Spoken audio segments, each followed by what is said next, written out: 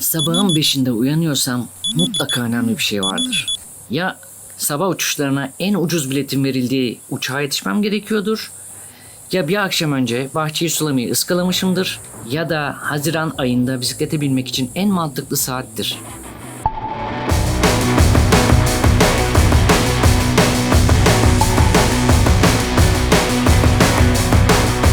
Pekala, Bodrum'dan Söke tarafına yaklaşık 1 saat arabayla gideceğiz. Derince'de bisikletlerimizi atlayıp Günlük ve Sakarya'yı takip ederek 15. kilometrede günün zirvesine ulaşacağız. Akmescid'e vardığımızda etabın yarısı tamamlanacak.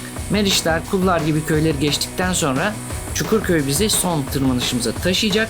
Sonuçta hedefimiz 60-65 kilometrelik bu etabı tamamlamak.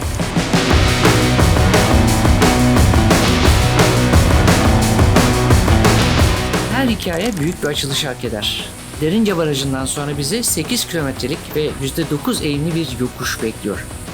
Yanlış hesaplamıyorsam tırmanmamız yaklaşık 2 saati bulacak. En azından kendim için öyle hesapladım. Ben yokuşun 2. kilometresindeyim ama nabzım o kadar yüksek ki artık başım döndü, bir su başında dinlenelim dedik. O da çok iyi geldi. Bugünkü etabın 65 kilometresinin bu ilk demeyeyim de başlangıcındaki 8 kilometresi tamamen yokuş, ortalama %9 eğim. Ve hani kondisyonluyla kondisyonsuz arasında farkı da bugün çok net görüyoruz. Mesela Ali az istese gider. Çağatay ama gitti zaten. Hani ben kendi tempomda mutlaka çıkarım ama böyle sık sık mola vermem gerekiyor.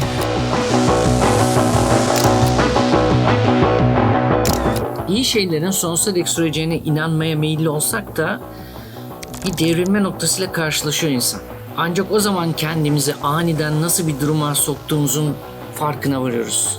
Ne yazık ki bisiklete çok sık binmediğim bir dönemdeyim. Buna karşın Ali ve Çağatay sık sık koşuyorlar, maratonlara katılıyorlar, bisiklete biniyorlar. Dolayısıyla onlara ayak uydurmam oldukça zordu.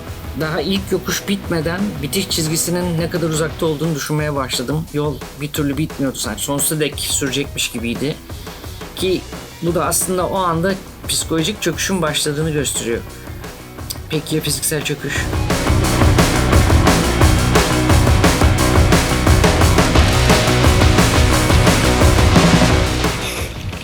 Bugüne kadar çıktığım en acayip yokuşlardan biriydi.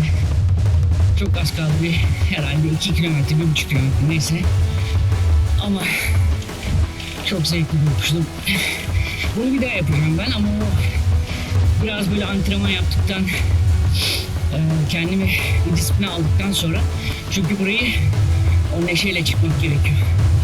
Hala tırmanıyor, hala. Bisiklet üstünde susamadan içmek, acıkmadan da bir şeyler atıştırmak gerekir. Çantamda bu yüzden hepimiz için birer muz taşıyordum zaten. Bisikletçilerin 1 numaralı yiyeceği. Ali ve Çağatay'ın da jelleri var, paylaştık. Yolda hallederiz dediğimiz yeme içme işlerini hep bir sonraki boş köyde çözmeyi hayal ettik. Çünkü geride bıraktığımız köylerde bakkallar kapalıydı. Ve yiyecek bir şey bulamadık doğal olarak. Açken de bisiklet sürülmüyor doğrusu. Acı var mı? Nabız var şu anda. Nabız yukarıda.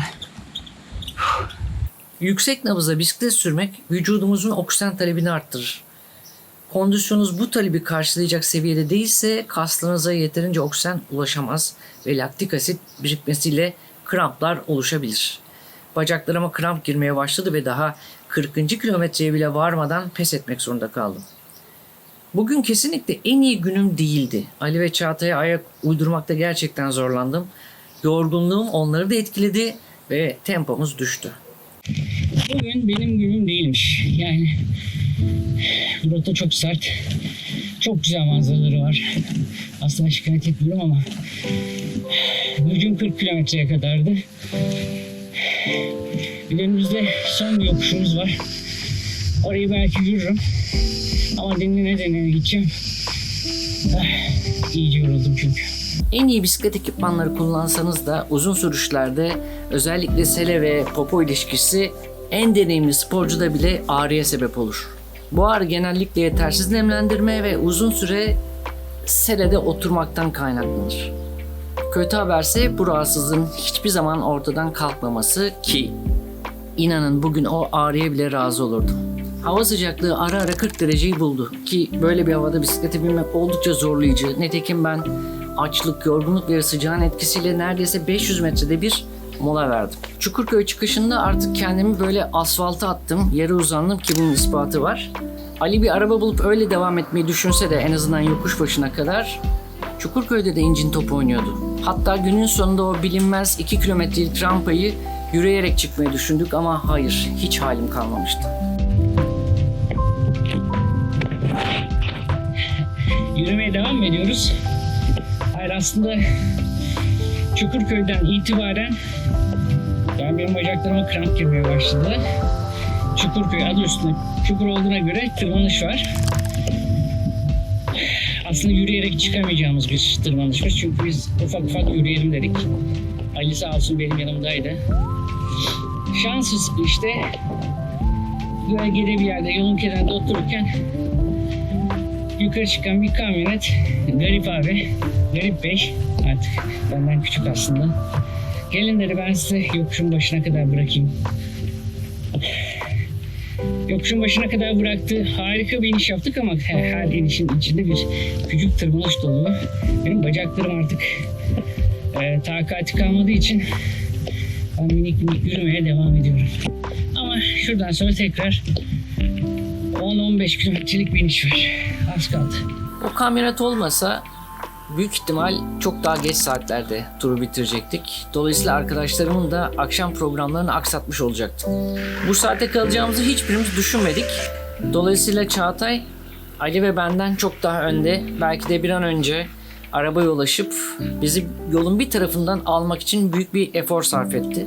Uzun inişte dinlenme fırsatı bulduk bulmasına ama bu sefer de fren sıkmaktan kollarım yoruldu. %11, %12 eğimde aşağı iniyorsunuz. Tabii diğer taraftan da kalan yolun böyle dümdüz iniş olacağını düşünmüştüm. Arada yine sert duvarlara çarpmadık değil. Bacaklarda derman yok, çıkamıyorum. Oraları da yürüyerek aldım. Sonradan bu inişte freni kestim ki böyle sürpriz rampalar karşıma çıktığında bisikletimle tırmanabildiğim kadar tırmanayım. Zaten düzlüğe vardığımızda da Çağatay bizi karşıladı. O gerçekten bitişe kadar varmış, arabasını yüklemiş bisikletini. Geldi bizi Ali ile yoldan aldı. Valla o gün galiba böyle beni en çok mutlu edecek şey buz gibi bira içmekti. Hepimiz aslında yolun belli bir noktasında o birayı aradık açıkçası. Çünkü köyler boştu, susuzluğumuzu işte çeşmelerden gideriyoruz falan ama karnımızı doyuramıyoruz. Bir bira olsa bizim böyle bütün gücümüzü yerine getirir falan filan diye düşünmüştük ama mümkün olmadı. Her şeye rağmen çok güzel bir turdu. İnanılmaz fotoğraflar çektik, inanılmaz manzaraların içinde sürdük. Belki ben daha yavaş hareket ederek o manzaranın daha çok tadını çıkardım. En azından ben kendime böyle bir pay biçebiliyorum. Ama son 40 kilometre, daha önceki turumda da öyle olmuştu. 40. kilometrede patatese dönmüştüm. Yine öyle oldu. Hani kendime şöyle bakmadan yola çıksaydım, Selimiye'ye gidecektim sözüm ona. 80 kilometrelik bir yol çünkü Selimiye'ye gitmekte. 2 kere patates olacaktım. Dolayısıyla kendime şimdilik kısa, en azından bacaklarımı tekrar o eski formuna kavuşturacak rotalar seçmem gerekiyor. Havalar bu şekilde gittiği takdirde sabah erkenden kalkıp 1-2 saat yol yapabilirim. Bu hem beni iyi hissettirecek hem kendime getirecek hem de böyle bir anda iddialı rampalara çıkmamış olacağım. Gerçi ben bu derince tırmanışını tekrar yapmak istiyorum. Aynı rotayı bir kez daha dönmek istiyorum ama bir tık daha disipline ihtiyacım var. Dediğim gibi antrenmana ihtiyacım var. Onu da bu kısa rotalarla telafi ederim diye düşünüyorum.